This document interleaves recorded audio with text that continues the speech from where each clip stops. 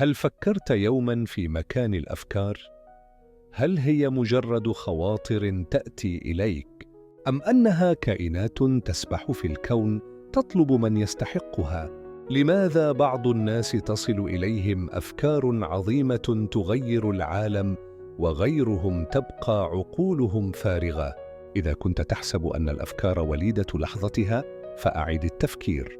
كل فكرة هي طاقة خفية تستقر في زوايا الكون بحثاً عن عقل يخرجها إلى النور.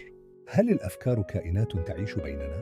تخيل أن الأفكار موجات مثل موجات الراديو. أنت لا تراها، ولكنها موجودة حولك.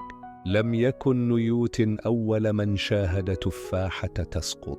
مئات الناس قد رأوها، ولكنه كان مستعداً لصيد الفكرة. الأفكار لا تزور إلا العقول المفتوحة. إنها تبحث عن من يستطيع أن يحولها إلى حقيقة. إذا كانت الأفكار طاقة، فكيف تصل إلينا؟ لتصبح مستقبلاً للأفكار، تحتاج إلى عنصرين أساسيين. أولاً، هدوء العقل. الأفكار تحب العقول التي تتحرر من الفوضى. كلما كان عقلك أكثر تركيزاً، كلما كان أكثر قدرة على التلقي. ثانياً، الفضول الدائم. اسأل نفسك دائماً: ماذا لو؟ لماذا؟ كيف؟ هذه الأسئلة تفتح أبواب الفكر. هل الأفكار تطير؟ عندما تفكر في شيء عظيم ثم تتراجع، أنت لا تفقده فقط.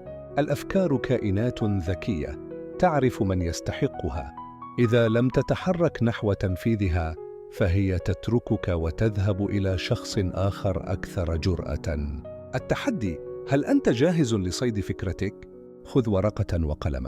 اجلس في مكان هادئ. انظر حولك. خذ شيئاً واحداً، وليكن قلماً أو شجرة أو زراً. اسأل نفسك: ما الذي أستطيع أن أفعله بهذا؟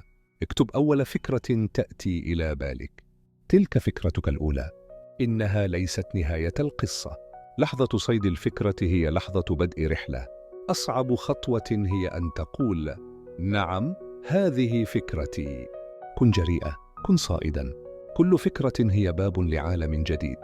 لا تدع بابك يغلق قبل أن تكتشف ما خلفه. إذا أعجبك الفيديو، لا تنسى الإعجاب به والاشتراك في القناة وتفعيل جرس التنبيه ليصلك كل جديد. شاركنا تعليقك. هل أنت جاهز لتكون صياد أفكار؟